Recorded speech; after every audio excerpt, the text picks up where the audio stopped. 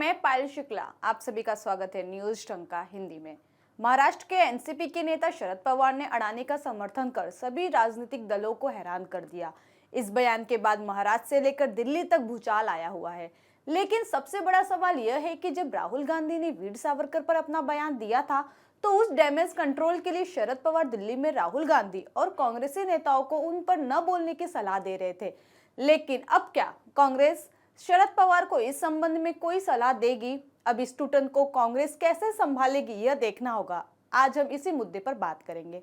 आज यह जानने की कोशिश करते हैं कि आखिर राहुल गांधी या कांग्रेस शरद पवार के इस बयान से क्या सीख लेती है। दरअसल शरद पवार ने यह भी कहा है कि जब हम शुरू में राजनीति करने उतरते थे तो हमें भी टाटा बिरला से खार था, यानी हम उनके खिलाफ थे। लेकिन अब यह समझ में आता है कि उस समय हम गलत थे। हर बिजनेसमैन देश के विकास में महत्वपूर्ण भूमिका निभाते हैं, उनके देश को जरूरत है। उन्होंने यह भी कहा कि वाम विचारधारा के नेता पूंजीपतियों के विरोध में रहते हैं और पूंजियों के बंटवारे की बात करते हैं।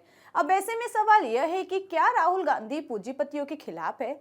सवाल यह भी नहीं है कि कौन गलत है और कौन सही है। इस संबंध में गृह मंत्री अमित शाह भी कह चुके हैं कि अगर अडानी ने कुछ गलत किया है तो उसकी जांच होनी चाहिए। इतना ही नहीं, उन्होंने यह भी कहा था कि अगर किसी व्यक्ति के पास अडानी के खिलाफ कोई सबूत है तो उसे लेकर कोर्ट जाए।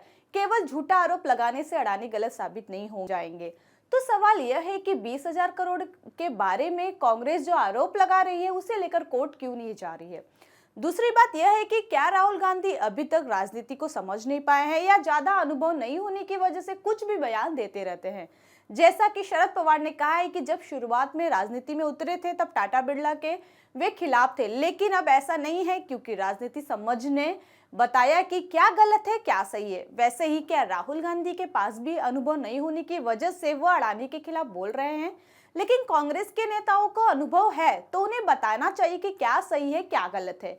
ऐसे में सवाल उठता है कि क्या कांग्रेस के वरिष्ठ नेता जैसे जयराम रमेश, पी चिदम्बरम या स्वयं सोनिया गांधी या राहुल गांधी को नहीं बताती कि उन्हें किस मुद्दे पर बोलना चाहिए और किस मुद्दे पर नहीं बोलना चाहिए। अगर ये कांग्रेसी नेता उन्हें बताते या समझाते हैं तो फिर राहुल गांधी उस मुद्दे को क्यों उठाते हैं जो उनके लिए और उनकी पार्टी के लिए नुकसानदायक है। या यह भी हो सकता है कि राहुल गांधी इन नेताओं की सुनते ही नहीं है या उनकी बातों को अमल में लाने के बजाय उसे अनसुना कर देते होंगे। यह मैं नहीं कह रही हूँ, बल्कि ऐसा कांग्रेस के नेता कह चुके हैं, जिसमें कांग्रेस के पूर्व नेता गुलाम नबी आजाद, हेमंत बिस्वा शर्मा आदि नेता कह चुके हैं कि राहुल गांधी कांग्रेसी नेताओं की बातों को ध्यान से नहीं सुनते हैं। अब इसी तरह का बयान आंध्र प्रदेश के मुख्यमंत्री किरण रेड्डी ने भी दिया है। शुक्रवार को बीजेपी में शामिल होने के बाद उन्होंने कहा कि मेरा राजा बहुत बुद्धिमान है, वह खुद नहीं सोचता, न ही किसी की सुनता है। यह इस बात का सबूत है कि राहुल गांधी ने कभी भी गंभीरता से राजनीति नहीं की। राहुल गांधी खुद को इस देश का राजा समझते हैं, जैसा कि वे कह चुके हैं कि मैं सावरकर नहीं हूं, मैं गांधी हूं और गांधी कभी क्षमा नहीं मांगता है। यह इस बात की ओर इशारा करता है कि राहुल में गांधी सरनेम को लेकर वहम भरा हुआ है। और कांग्रेस के नेता बार बार गांधी परिवार की दुहाई देते हैं, लेकिन क्या देश एक परिवार से चलेगा? यह बड़ा सवाल है जिसे जनता को ही नहीं बल्कि कांग्रेस के नेताओं को भी समझना होगा। देश को वहम से नहीं चलाया जा सकता है। बहरहाल यह साबित हो गया है कि राहुल गांधी राजनीति में नौसिखिया है और किसी कांग्रेसी नेताओं की बात नहीं सुनते हैं, न ही उनकी बातों पर अमल करते हैं। अब बात शरद पवार की उस बात की जिसमें उन्होंने कहा है कि पूंजीपतियों का विरोध वाम दल के नेता करते हैं, जैसा वर्तमान में राहुल गांधी कर रहे हैं। तो क्या यह सच है कि राहुल गांधी का सलाहकार कोई वामपंथी विचारधारा वाला नेता है? क्योंकि नफा नुकसान की जानकारी होने के बावजूद राहुल गांधी अडानी अंबानी को लेकर पीएम मोदी को घेरते रहते हैं। दरअसल ममता बनर्जी और कांग्रेस के बीच की दूरी का कारण भी वाम नेता के पार्टी से नजदीकियां है। इस संबंध में हमारे यूट्यूब वीडियो ममता की कांग्रेस से इसलिए दूरी, विपक्ष का यह है प्लान में इस संबंध में विस्तार से बताया गया है, जिसमें यह बताया गया कि ममता बनर्जी कांग्रेस से इसलिए नाराज है। राहुल गांधी सीताराम येचुरी से सलाह मशविरा लेते हैं, जिसे ममता बनर्जी कभी पसंद नहीं करती। गौरतलब है कि ममता बनर्जी ने वाम दल की सरकार को बेदखल करके ही बंगाल में लगातार 3 बार से सत्ता पर काबिज है। कहा जाता रहा है कि सीताराम येचुरी कांग्रेस के नजदीक हुए हैं और राहुल गांधी उनसे सलाह लेते रहते हैं, जो ममता बनर्जी को कतई पसंद नहीं है। तो यह कहा जा सकता है कि राहुल गांधी वर्तमान में वाम विचारधारा के लपेटे में हैं, जो किसी का भी भला नहीं कर सकता।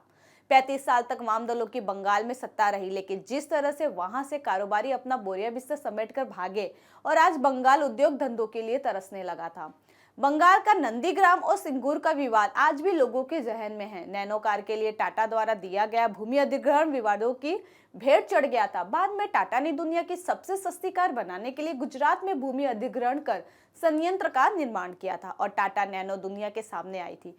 तो क्या राहुल गांधी भी पूंजीपतियों को वाम विचारधारा से प्रेरित होकर टारगेट कर रहे हैं? क्या ममता की नाराजगी सही है? यह तो आने वाला वक्त ही बताएगा।